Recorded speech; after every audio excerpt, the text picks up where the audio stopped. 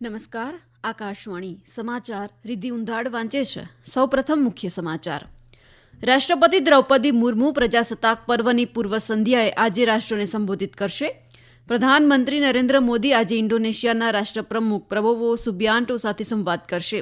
વિશ્વ આર્થિક મંચમાં કેન્દ્રીય મંત્રી અશ્વિની વૈષ્ણવે કહ્યું કે વિશ્વાસ અને પ્રતિભા પરિબળો વિશ્વને ભારત તરફ આકર્ષિત કરે છે. દેશભરમાં આજે 15મા રાષ્ટ્રીય મતદાતા દિવસની ઉજવણી અને ભારતીય ગ્રાન્ડ માસ્ટર ઇન્યલ પનીરસેલ્વમે મલેશિયામાં 9મી જોહર આંતરરાષ્ટ્રીય ઓપન ચેસ સ્પર્ધાનો ખિતાબ જીત્યો. સમાચાર વિગતવાર. રાષ્ટ્રપતિ દ્રૌપદી મુર્મુ પ્રજાસત્તાક દિવસની પૂર્વ સંધ્યાએ આજે રાષ્ટ્રને સંબોધિત કરશે. આ સંબોધનનું આકાશવાણીના સમગ્ર રાષ્ટ્રીય નેટવર્ક પર સાંજે 7 વાગ્યાથી અને દૂરદર્શનની તમામ ચેનલો પર હિન્દીમાં અને ત્યારબાદ અંગ્રેજીમાં પ્રસારિત કરવામાં આવશે. દૂરદર્શન પર હિન્દી અને અંગ્રેજીમાં સંબોધનના પ્રસારણ પછી દૂરદર્શનની પ્રાદેશિક ચેનલો દ્વારા પ્રાદેશિક ભાષાઓમાં પ્રસારણ કરવામાં આવશે. આકાશવાણી તેના પ્રાદેશિક નેટવર્ક્સ પર રાત્રે 9:30 વાગ્યાથી પ્રાદેશિક ભાષાના સંસ્કરણોનું પ્રસારણ કરશે. આકાશવાણી અને દૂરદર્શન આવતીકાલે 26મી જાન્યુઆરીએ કર્તવ્ય પથથી 74મા પ્રજાસત્તાક દિવસની પરેડના જીવંત પ્રસારણ માટે સંપૂર્ણ રીતે સજ્જ છે. આ પરેડનું પ્રસારણ આકાશવાણી અને દૂરદર્શનના સમગ્ર નેટવર્ક પર વેવ્સ ઓટીટી પ્લેટફોર્મ સાથે કરવામાં આવશે. માહિતી અને પ્રસારણ મંત્રાલયના સચિવ સંજય જાજુએ આકાશવાણી અને દૂરદર્શન દ્વારા જીવંત પ્રસારણ માટેની વ્યવસ્થાની સમીક્ષા પણ કરી હતી. રાષ્ટ્રીય કાર્યક્રમોમાં જનતાની ભાગીદારી વધારવાના સરકારના પ્રયાસોના ભાગરૂપે આવતીકાલે નવી દિલ્હીમાં કર્તવ્ય પથ ખાતે 76મા પ્રજાસત્તાક દિવસની પરેડ જોવા માટે લગભગ 10,000 ખાસ મહેમાનોને આમંત્રિત કરવામાં આવ્યા છે. આમંત્રિત મહેમાનોમાં ડિઝાસ્ટર મિત્ર સ્વયંસેવકો, આશા વર્કરો, ખેડૂત ઉત્પાદક સંગઠનોના ખેડૂતો, પીએમ કિસાન સન્માન નિધિના લાભાર્થીઓ, માય ભારત સ્વયંસેવકો અને અન્ય લોકોને પણ આમંત્રણ અપાયું છે. આકાશવાણી સાથે વાત કરતા આશા કાર્યકર મીનાબેને જણાવ્યું કે આશા કાર્યકરને ઘણીવાર તેમના વિસ્તારમાં ઓછું મહત્વ આપવામાં આવે છે, પરંતુ તેમનું માનવું છે કે આવા કાર્યક્રમોમાં આમંત્રિત થવાથી તેમને વધુ ઓળખ મળશે અને જાગૃતિ આવશે. પ્રધાનમંત્રી નરેન્દ્ર મોદી અને ઇન્ડોનેશિયાના રાષ્ટ્રપ્રમુખ પ્રબોવો સુબિયાન્ટો આજે નવી દિલ્હીમાં સંવાદ કરશે. બંને નેતાઓ દ્વિપક્ષીય સંબંધોની વ્યાપક સમીક્ષા કરશે અને પરસ્પર હિતના પ્રાદેશિક અને વૈશ્વિક મુદ્દાઓ પર ચર્ચા કરશે. વાતચીત પછી ઘણા કરારો પર હસ્તાક્ષર થવાની શક્યતા છે. ઉલ્લેખનીય છે કે રાષ્ટ્રપ્રમુખ પ્રબોવો સુબિયાન્ટો ગુરુવારે 4 દિવસની ભારત મુલાકાતે નવી દિલ્હી પહોંચ્યા હતા.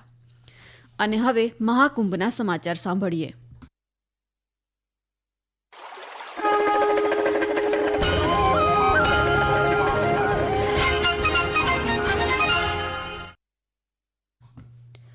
ઉત્તર પ્રદેશ સરકારે 29 જાન્યુઆરીએ મૌની અમાવસ્યાના અવસર પર મહાકુંભ મેળામાં લગભગ 10 કરોડ શ્રદ્ધાળુઓ પહોંચશે તેવી આશા વ્યક્ત કરી, જેને ધ્યાનમાં રાખીને રાજ્ય સરકાર ટ્રાફિક અને ભીડના અસરકારક સંચાલન માટે વ્યાપક પગલાં લઈ રહી છે. મહાકુંભ મેળાને 5 વિભાગો અને 25 ક્ષેત્રોમાં વહેંચવામાં આવ્યો છે. મૌની અમાવસ્યા માટે ભક્તોની સલામત અને અવિરત અવરજવર સુનિશ્ચિત કરવા માટે વહીવટીતંત્ર સંપૂર્ણ તૈયાર છે. મહાકુંભ અંગે ઉપરાષ્ટ્રપતિ જગદીપ ધનખડે પણ ખુશી વ્યક્ત કરી. पूरा विश्व आश्चर्यचकित है. आंकलन के हिसाब से 40 करोड़ से ज्यादा श्रद्धालुओं की सहभागिता ने विश्व को भारतीय प्रबंधन कौशल का परिचय दिया है. मुझे व्यक्तिगत ज्ञान है कि विश्व की कई संस्थाएं इसका अध्ययन कर रही हैं कि इतना बड़ा आयोजन हो कैसे रहा है. મહાકુંભ મેળામાં ગઈકાલથી 3 દિવસનો ડ્રોન શો શરૂ થયો છે. રાજ્યના પ્રવાસન વિભાગ દ્વારા આયોજિત આ શોમાં રાત્રિના આકાશમાં અદભુત જીવંત દ્રશ્યો બતાવતા સેંકડો ડ્રોન દર્શાવવામાં આવ્યા. અમૃત કળશ અને સમુદ્ર મંથન સાથે દેવતાઓના ચિત્રણે પ્રેક્ષકોને મંત્રમુગ્ધ કરી દીધા. ડ્રોન શોએ મહાકુંભના આધ્યાત્મિક અને સાંસ્કૃતિક સારનું સુંદર રીતે ચિત્રણ કર્યું, જે પ્રેક્ષકો પર એક અવિસ્મરણીય છાપ છોડી ગયું છે.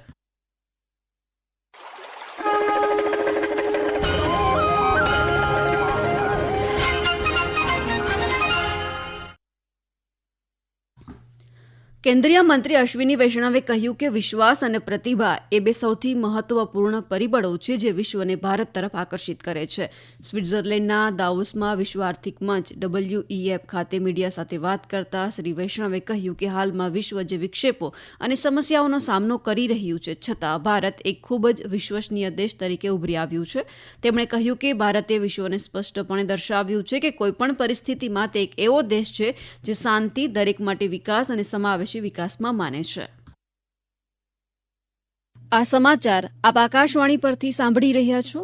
આ સમાચાર આપ અમારી YouTube channel AIR news Gujarat પર પણ સાંભળી શકો છો. વધુ સમાચાર માટે આપ અમારી વેબસાઇટ newsonair.gov.in/gujarati અને અમારા એક હેન્ડલ AIR_news_abd ને ફોલો કરશો.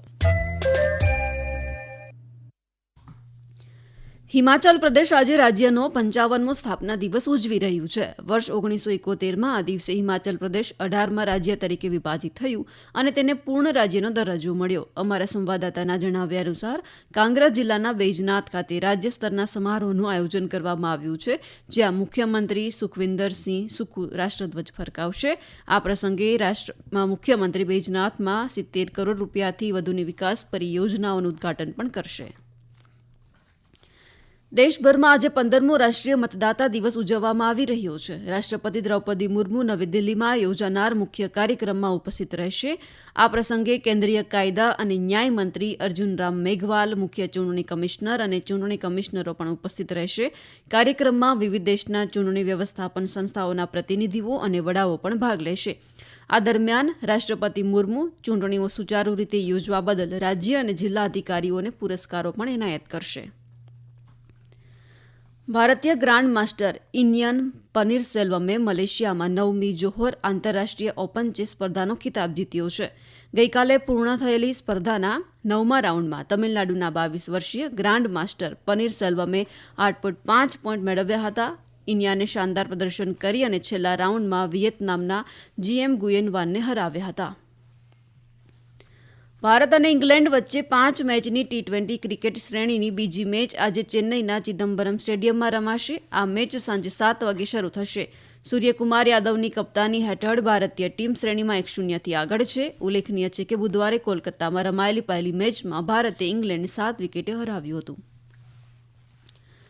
ટાટા સ્ટીલ ચેસ ટુર્નામેન્ટ 2025ના છઠ્ઠા રાઉન્ડમાં ગઈકાલે નેધરલેન્ડ્સના વિજેક આંજી ખાતે સ્પર્ધાનો મધ્યભાગ સમાપ્ત થયો. ઉઝબેકિસ્તાનના ખેલાડી આ સ્પર્ધામાં આગળ છે, જ્યારે ભારતના R પ્રજ્ઞાનંદ બીજા સ્થાને છે અને D ગુકેશ ત્રીજા સ્થાને છે. ભારતીય હવામાન વિભાગે આજે હિમાચલ પ્રદેશ અને પંજાબના કેટલાક ભાગોમાં શીતલહેરની આગાહી કરી છે. હવામાન વિભાગના જણાવ્યા મુજબ પશ્ચિમ બંગાળ, ઉત્તર પ્રદેશ, સિક્કિમ અને બિહારમાં આજે રાત્રે અને વહેલી સવારે ગાઢ ધુમ્મસ છવાયું રહેશે. આગામી 2 દિવસ સુધી ઓડિશા, આસામ, મેઘાલય, નાગાલેન્ડ, મણિપુર, મિઝોરમ અને ત્રિપુરામાં પણ આવી જ સ્થિતિ રહેશે. આ દરમિયાન આગામી 2-3 દિવસ દરમિયાન મધ્ય ભારતમાં લઘુત્તમ તાપમાનમાં 2 થી 3 ડિગ્રી સેલ્સિયસનો ઘટાડો થવાની પણ સંભાવના છે. ત્રિપુરાના મુખ્યમંત્રી માણિક સહાયે જણાવ્યું છે કે દેશ અને રાજ્ય ત્યારે જ પ્રગતિ કરશે જ્યારે યુવાનો આગળ વધશે. તેમણે યુવાનોને દેશ અને રાજ્યની વાસ્તવિક સંપત્તિ ગણાવી હતી. તેઓએ ગઈકાલે અગરતલાના પ્રજ્ઞા ભવનમાં ત્રિપુરા સ્ટાર્ટઅપ પોલિસી 2024 લોન્ચ કરી હતી, ત્યારે આ મુજબ જણાવ્યું હતું. અને હવે આજના અખબારોના મુખ્ય સમાચાર રજૂ કરે છે જયેશ વેગડા. નમસ્કાર. આજના તમામ અખબારોએ અલગ અલગ સમાચારોને મુખ્ય શીર્ષકમાં લીધા છે. સંદેશ લખે છે, મહારાષ્ટ્રની શસ્ત્ર ફેક્ટરીમાં વિસ્ફોટ, 8ના મોત.